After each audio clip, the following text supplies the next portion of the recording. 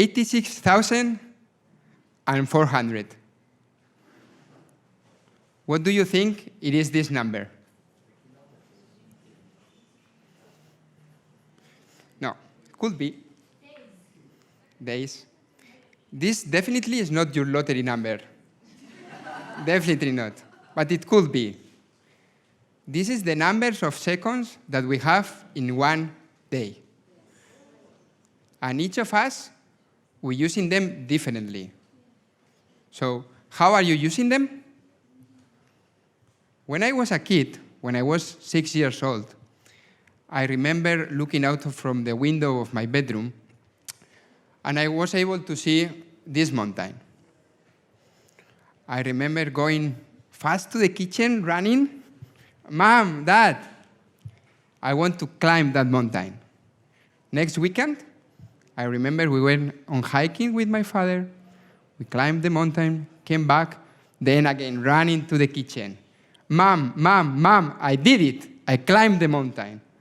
Was I happy at that moment? Yes, too much. Was that really matter for me? Yes. I believe in life, you need to get out of your comfort zone.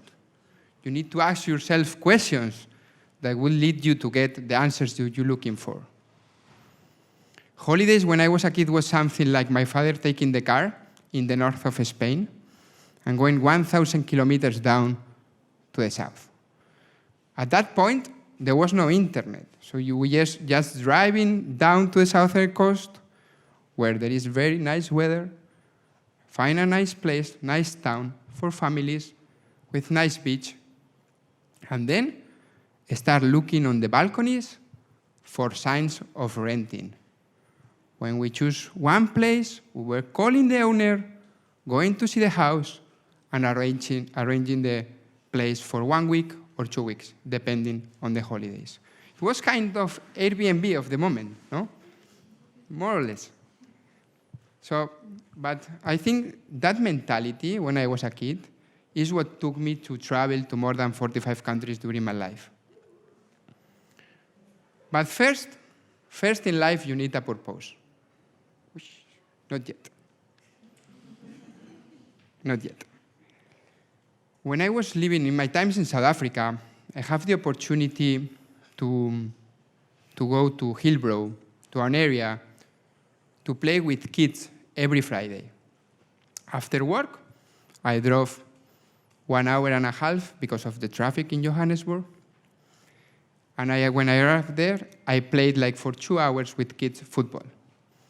I remember that we put the Champions League anthem before the matches, and we started playing there in the playground. One of the days, I remember a guy coming with a camera, and I asked him, "Where are you from?" He told me, "I'm from Hong Kong, and I am doing a documentary." Oh, that's so nice. Hong Kong is 11,000 kilometers away from Johannesburg, and my hometown is 10,000 kilometers away from that place. How amazing it is to meet people from all over the world in a specific spot. When I told him, "Why are you here?" he showed me a couple of pictures. And basically, I understand that sometimes the purpose is very simple. Sometimes purpose could be someone's smile. Once you have the purpose, it is the matter of getting your goals. You need to set up your own goals. You don't need to become a CEO.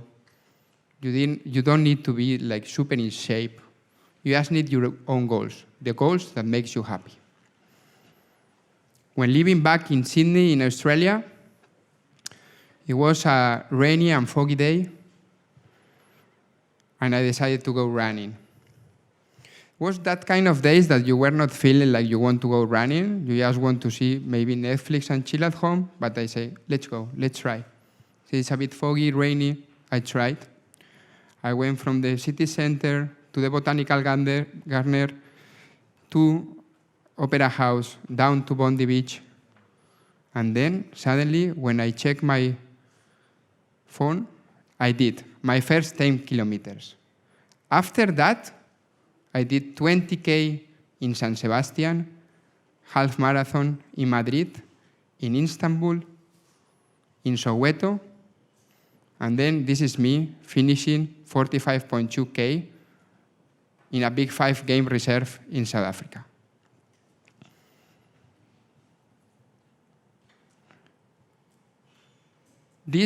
To do this, it took me 5 hours running.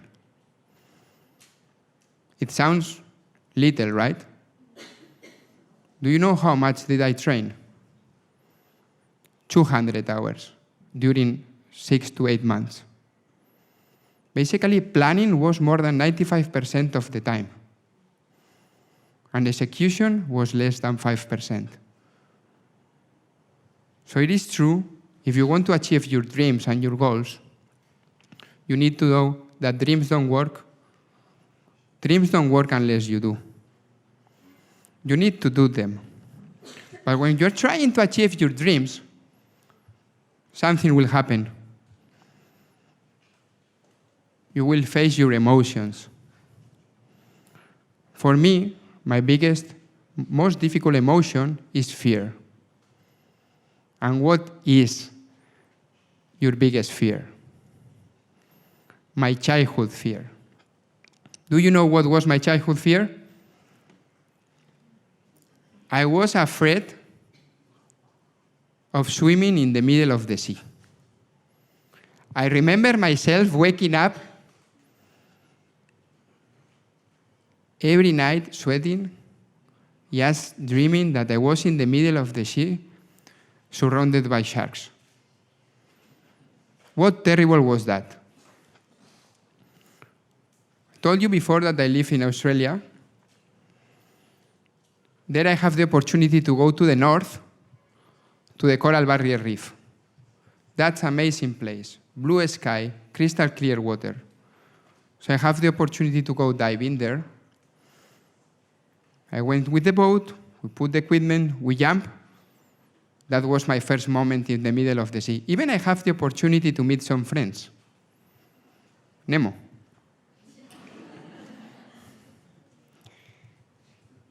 After this, remember that everything is planning. So I went to Mozambique, and I did my PADI. After doing the open water course, I went to South Africa. I did my advanced course. And in one of the weekends that I traveled to the east coast of South Africa, in Alibal Soal, there was an environmental workshop about how important sharks are in the sea ecosystem. After the chat, I remember the dive master came to me. He told me, Alberto, tomorrow we're going for a shark dive. Are you coming? Yes. That night, I couldn't sleep at all. I barely sleep, remember. I wake up very, very early. I went to the diving school, prepare my equipment. I was the first one there. Put everything on the boat, launch the boat, go into the middle of the sea, put the equipment. The dive master and the instructor and the biologist they throw some fish oil, so sharks start coming. 1 fin, 2 fins, 3 fins. I mean, this is enough. But you cannot stop the nature. 4 fins, 5, I mean, quite a lot. Put my equipment, put my regulator on. The dive master looked to my eyes. He counted 3, 2, 1, jump. This was one of the most amazing experiences of my life, totally out of my comfort zone. I couldn't imagine this when I was waking up when I was a kid in the middle of the night. Never, ever. But this is me.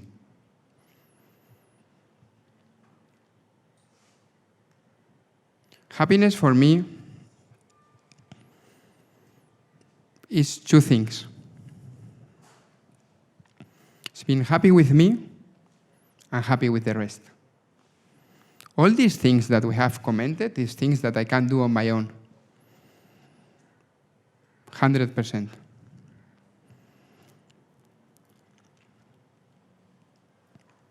Things that I can really plan and execute.